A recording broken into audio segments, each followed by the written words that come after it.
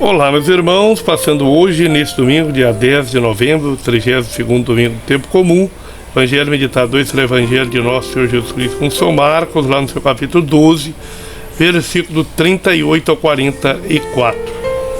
Ao ensinar, Jesus dizia: cuidado com os escribas, eles fazem questão de andar com amplas túnicas e de serem cumprimentados nas praças. Gostam dos primeiros assentos na sinagoga e dos lugares de honra nos banquetes, mas devoram as casas das viúvas, enquanto ostentam longas orações. Por isso serão julgados com mais rigor.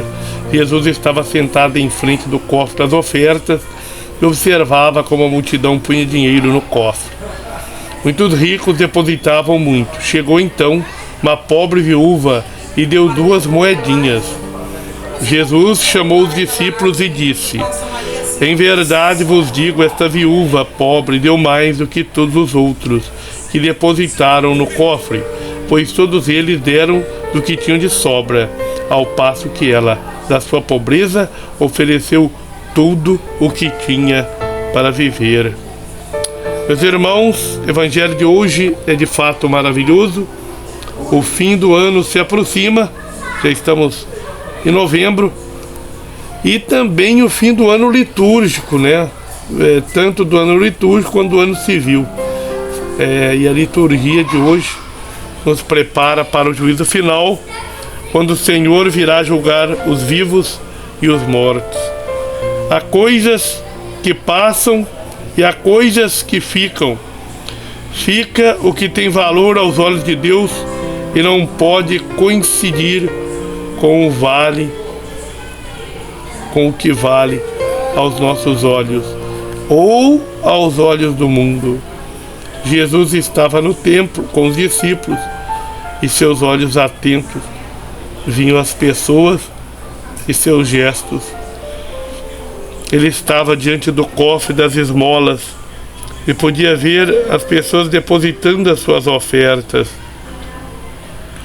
Os ricos punham muito, o que era bom e era sua obrigação.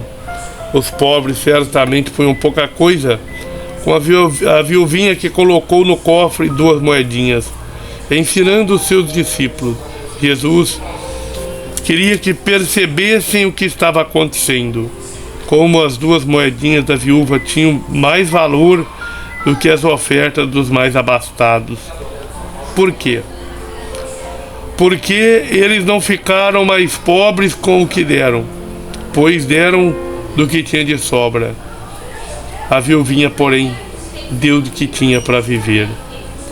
Tendo dado tudo, ficou sem nada. Era uma mulher de fé, cheia de confiança na providência divina, que não lhe faltaria na hora da necessidade. Que maravilha! Assim é Deus. Deus nos dá tudo, seu Filho Jesus. Jesus nos dá tudo, o Espírito Santo. O Espírito Santo nos dará tudo, que é o Pai. Afinal, Jesus estava olhando para ela e sabia que ela estava fazendo e conhecia a sua pobreza. Conhecia o íntimo de seu coração, a sua intenção.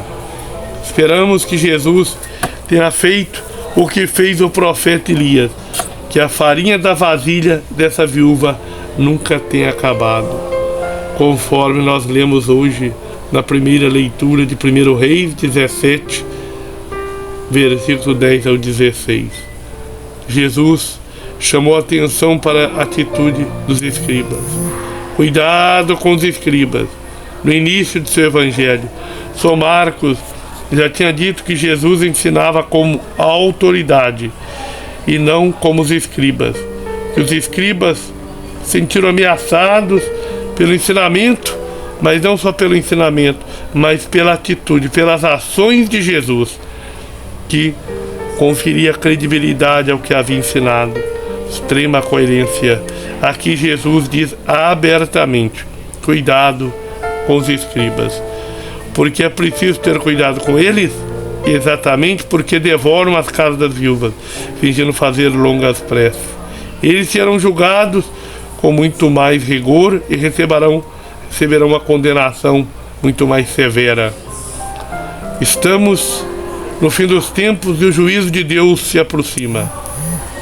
Eis aí uma atitude a ser evitada: a exploração religiosa dos mais fracos.